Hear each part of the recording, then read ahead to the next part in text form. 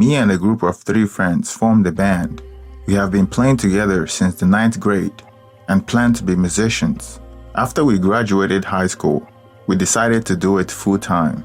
We saved enough money to buy a van and drove across the South from Texas to Florida, playing in small venues. I really thought we were going to make it to the big leagues one day. We were mostly in the rock and roll genre, more specifically, punk rock.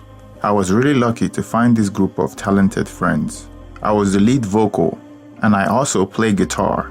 But Jason was the best at playing the guitar, and Philip was the drummer.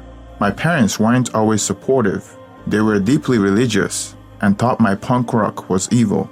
And it didn't help that I dye my head black and spike it and dress gothic. They wanted me to be a doctor or a lawyer like my older siblings, but I thought I was destined to be a rebel. In high school, me and my friends were outcasts, but we were respected. We were special because not many high schoolers can play in a band that attracts not only girls, but grown-ups as well. After we graduated high school, we bought a van with the money we saved up from playing around town.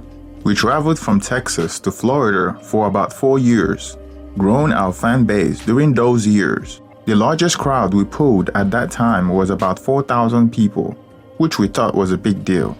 Then one day, tragedy struck, a day that I will never forget for the rest of my life. Me and 2 girls and bandmates were coming back from a friend's house after an after party the night before. I was more drunk than both of the girls, and my friends as well. So much so that I have to be helped into the back of the van by the 2 girls. I drank more than everybody that night, so I wasn't in the position to drive. I passed out in the back of the van and woke up a few days later at the hospital. According to the toxicology report, both Jason and Philip had an alcohol blood level of 0.2%, more than twice above the legal limit. As you can guess by now, we got into an accident. I was asleep at the back of the van, so I didn't know what happened. The 2 girls that were with me didn't make it as well. I just woke up at the hospital, surrounded by my family, which include my parents, my older brother, and sister. The accident happened in Atlanta, Georgia, and my brother lives in Houston, while my parents and older sister lives in Waco, Texas. Come to find out, I was in coma for 6 days. It didn't take long for me to start asking about my friends, and by the looks of everybody's faces, I was sure that they were gone. Words could not explain how I felt. Somehow, I felt like it was my fault. I was the leader of the group. I was the one that pushed the boundaries, and my friends were right behind me. I was the one that gets high the most, drank more, and pushed the limit further and further. I lost motivation to move on. For the next 3 weeks that I was in the hospital, I was forced to eat. I thought about hiding the pills they were giving me and planned on taking it all at once, but I was afraid how my mom would feel when I'm gone. I didn't care about myself at that point, but how my family felt. My mom especially. While she was next to me at the hospital, she was crying every day for me to turn my life around and to be like my older brother almost every day throughout my stay in the hospital. My injuries from the accident include brain concussion, broken ribs, and multiple flesh wounds. Nothing life-threatening. The doctor said that I was lucky because they didn't think anybody could survive that accident. Till this day, I haven't looked at the pictures of the vehicles. It was all over the news, so I didn't watch the news or read the papers. My mom said that it was divine providence, and I have another chance in life to hit the reset button. She said that the prayers that she has been praying for me worked, and the tragedy only made her faith in God much stronger. And who could blame her? I believed her. I grew up in the church but never a believer. But by the time I was discharged from the hospital, I believed in God more than ever. I had 7 months of physical therapy before my parents convinced me to go back to school. UT was my first choice, but I wanted to stay close to my brother in Houston, so I chose to enroll in the University of Houston. I was close to my brother, and he was my role model. He's very kind, one of the nicest person I know, and wouldn't hesitate to help anybody in a heartbeat. Totally opposite of me. He didn't want to be famous. he doesn't like being the center of attention, and he's okay letting other people shine. My brother is 5 years older than me, so he was 28 years old at the time. He lives with his fiancée. He recently graduated from medical school, and his fiancée was a pharmacist. At that time, I really envied him. I thought they were a perfect couple. They have been dating for 2 years now and planning on getting married in a few months. They lived in a very affluent area in Houston called Hyde Park, in a neighborhood populated by young professionals, where a 4-bedroom house cost almost $500,000. My brother is a very simple guy, doesn't really have expensive taste, so I knew it was all his fiancée's doing. I have met her a couple of times. She's a couple of years older than me. Back then, I thought she was really cool, beautiful, smart, outgoing. I thought they really complemented each other. I was young, just 22. However, I don't mean to brag, but at that age I have been with a lot of women. Credit to my time in the band. And I have a good read on people, but didn't see any red flags about her. After I moved in with them, I started the summer semester at the University of Houston. I was only taking 6 credit hours, so I wasn't super busy. I didn't know what I wanted to do at the time because I was confused. I was just taking classes to make my parents happy. My passion is still music, but I was still recovering from the tragedy that happened more than a year ago. However, I was still in the live music scene, going to concerts and networking with local musicians. Although this time I was completely sober and drug-free. Since I moved out of my parents' house, I was starting to feel better, mostly because I don't feel my parents breathing over my neck, and I enjoy living with my brother and his fiancée. I wasn't home a lot, and sometimes I don't see them for 3 or 4 days, because I was always coming home late. I would later find out that my brother's fiancée's sister lives a few blocks away from us. That explains why she wanted my brother to buy a house in that area, next to them. Few weeks into living with my brother and his fiancée, I noticed how much they loved each other. I noticed my brother loved her way more than she loves him, and I thought that was natural. Strangely enough, my brother's fiancée's brother-in-law was a doctor as well, and the sister was in the medical field. It didn't take long for me to find out that my brother's fiancée and her sister had a sibling rivalry going. Everything her sister has, she wanted to have something better, and vice versa. At first, I thought that was cute, because they were both hot and look alike, although they were 2 years apart. I didn't interact with her sister and brother-in-law very much because I wasn't always home when they visit. One Saturday, I was supposed to go to a concert with a girl that I was seeing at the time. Ramones were playing that night. They came to Houston, so I didn't want to miss that. Unfortunately, the 2 tickets I bought were fake, so they wouldn't let us in. I invited her to my brother's house. When we got to my brother's house, we saw that they were having a party. My brother and his fiancée were having a pool party with guests, which include her sister and brother-in-law and 2 other guys and girls that I haven't seen before. I will later find out that the 2 guys were doctors as well. The girl is a friend of my brother's fiancée. Apparently, they host parties at each other's house often. They had the barbecue pit fired up. Everybody was in their bathing suit, either in the pool or in the hot tub. Being the extrovert that I am, I changed my clothes to join them in the party. The girl that I came with was a little shy, so she sat by the pool, eating, because she was uncomfortable stripping down. She wanted to go upstairs to the balcony to get a good view, but I wanted to hang out with my brother and his friends. My brother's fiancée and her brother-in-law and sister were in the hot tub, so we didn't pay them any attention. Few minutes later, I looked at where the girl that I came with was sitting, and I realized that she has gone upstairs and looking over us from the balcony. She later got bored because she realized that I was going to hang out with my brother and his friends throughout the night. She got bored and bounced. I met her for lunch the following day and apologized to her for the night before. During our lunch, she almost made me choke over my food when she out of nowhere told me that my brother's fiancée is having an affair with her brother-in-law. I asked her how she came by that, and she told me that when she was going upstairs to the balcony, she saw my brother's fiancée was backed up against the wall by her brother-in-law and was fondling her. She was resisting his advances, but playfully. They immediately broke apart in a hurry as soon as they saw her. I tried to dismiss her story by telling her that she may have confused my brother's fiancée with her sister because they look alike. She hardly knows them anyway, so she may have confused them. Indeed, at the time, I was totally dismissive of her story, and I told her that she was confused and changed the topic. At the back of my mind, I wondered whether her story was true. For the next 2 weeks, that was all I could think about. We later broke up and I started dating another girl, but she has planted a seed of suspicion in my mind. I started noticing things, like how my brother's fiancée wanted to be like her older sister. Sometimes they show up at the same event wearing the same outfit. In my mind, it stopped becoming cute, and I felt like it was some weird horror movie.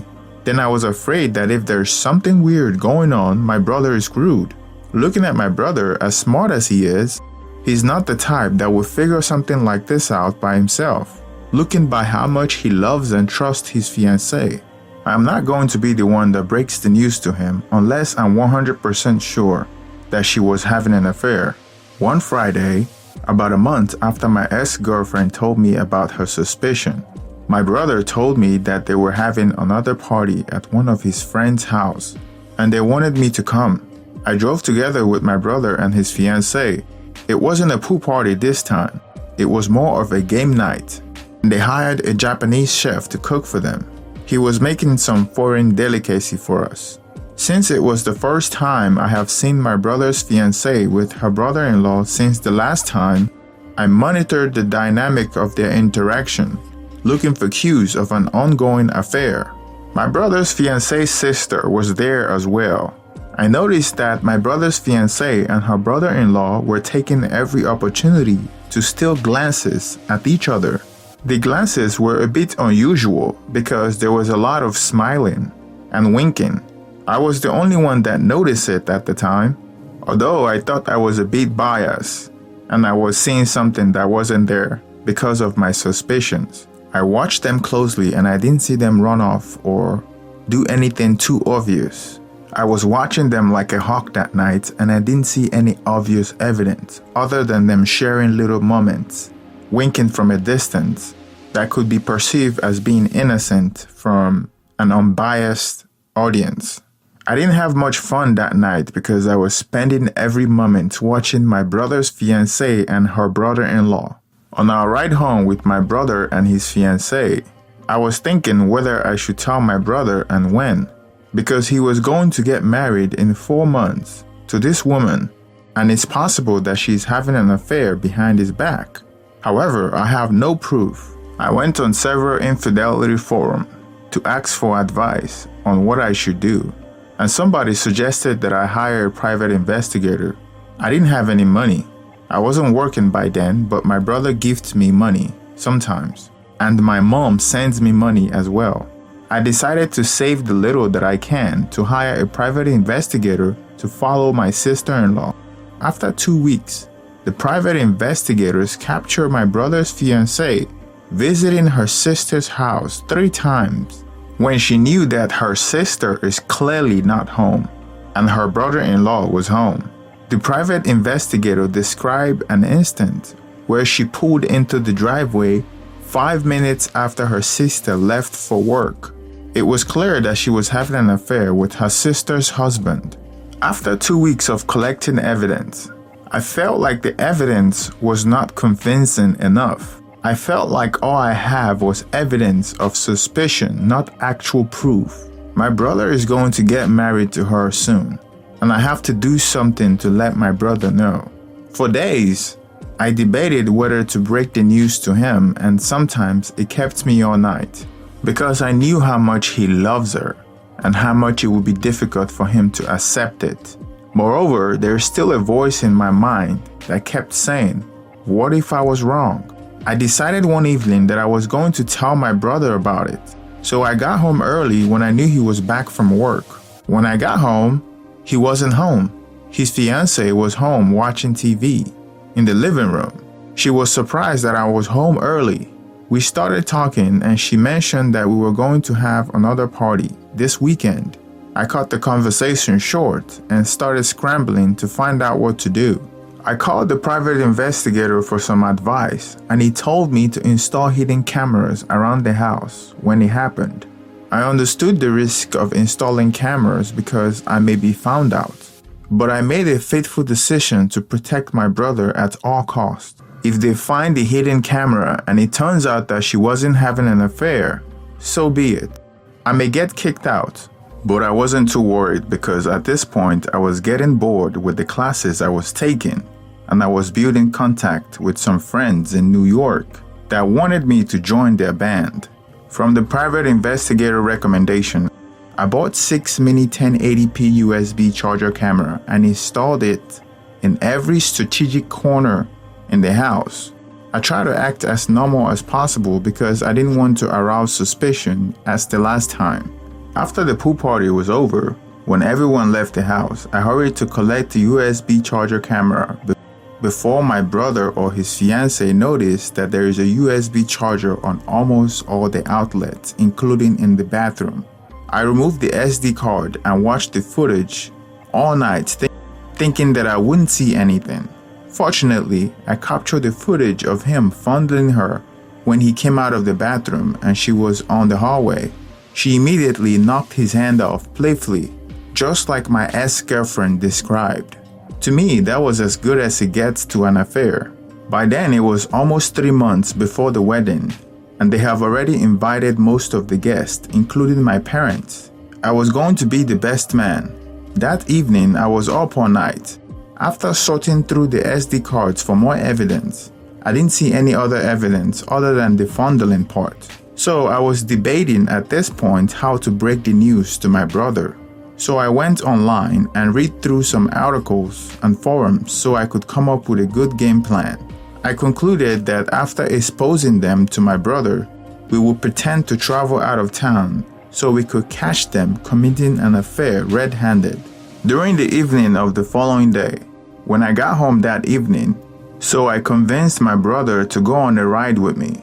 He was tired and didn't want to go, so I convinced him that there is something very important that I need to tell him.